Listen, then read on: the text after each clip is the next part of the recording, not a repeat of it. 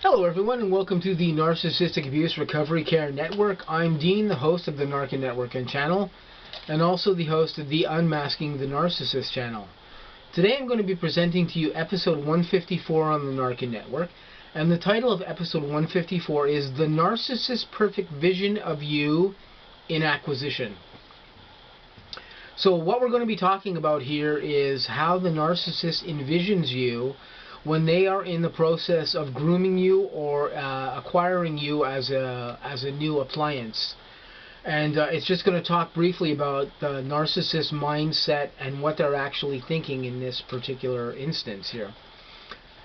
The narcissist has a perfect vision of you during their acquisition period with you. They see you as perfection. They see you as the one that will possibly save them. They see you as unflawed. This is an illusion of the narcissist's mind's eye. Everyone is flawed in some way, but the narcissist in their acquisition period, this idea of you being flawed does not exist. To the narcissist, you are a blank canvas that they can paint into any beautiful piece of art that they desire you to be. This is again the fantasy illusory state that most narcissist minds exist in. You are perfect, but I guarantee this won't last very long. We all know from previous N.A.R.C.N episodes that with a narcissist, you are going to be valued and looked at as the golden child for a very limited period of time before they devalue you. This is how narcissism works and how narcissist works. The narcissists need the fantasy of you being perfect because they themselves are so unbalanced and flawed in their own states of being. You being envisioned as being perfect is something that is in the narcissist's mind because they need to see this for their fantasy mind state to work.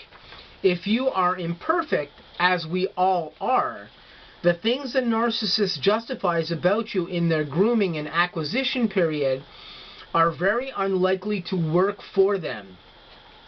And you are likely, or more likely, to end up being a tertiary source of fuel or a secondary source of fuel than ending up as the intimate partner primary source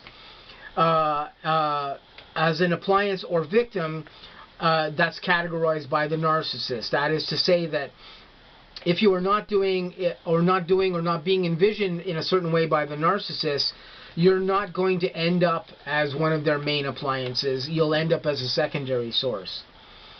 The narcissist looks to make you as perfect as possible in their eyes as you can possibly be. And to do this, they will say and do whatever it is that is required to guide you to that state of being that they need you to be and that their fantasy state requires. The narcissist's mind is living in a fantasy state in order to escape reality.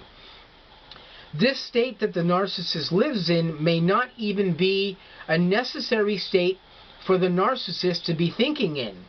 The narcissist's life could be one of relative ease of living, or even trouble-free. The narcissist partner could be the perfect person to them and be completely trouble-free. But this makes no difference to the narcissist. The narcissist needs chaos, especially narcissists who also have high-level bipolar disorder or borderline disorder. BPD narcissists need to create chaos where there is none naturally available. We have discussed on the N.A.R.C.N network how narcissists need to have chaos in their life and they need to have upheaval. They need to have anything that creates fuel, whether it be good or bad, but they particularly get off on chaos fuel.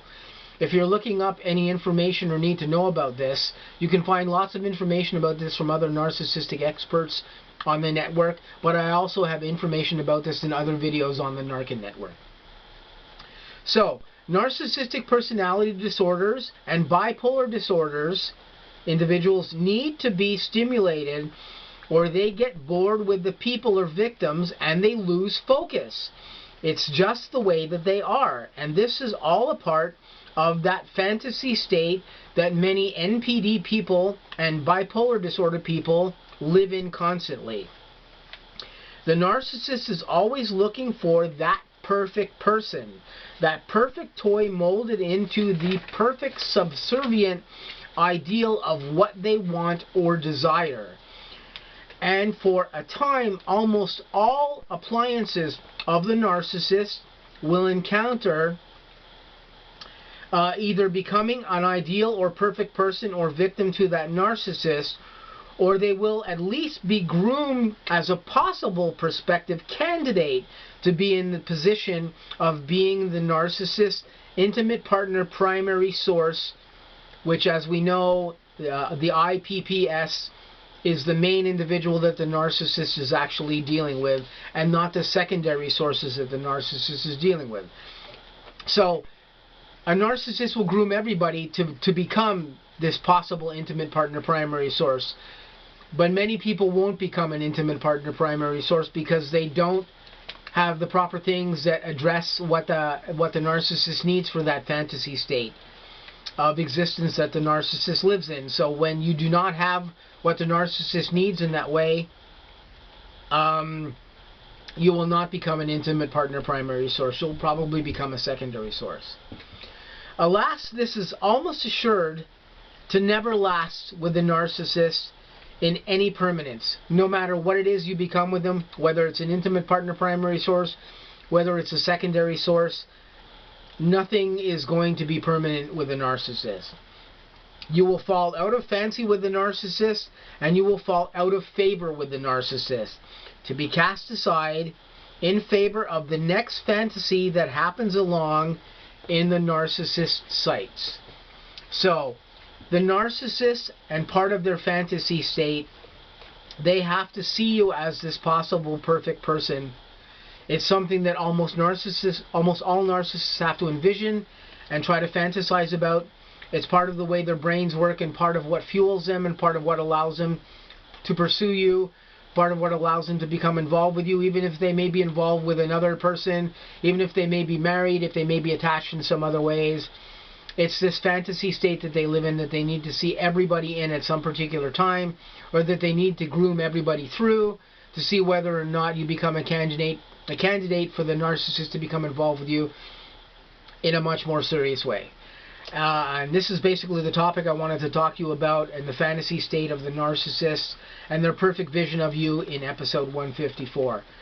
I'm going to say to you guys, hope you guys stay tuned and that you have a great day. I'm going to catch you with more upcoming content shortly on the N.A.R.C.N network, and I hope to see you watching my videos and being part of my channel in the future. Have a great day.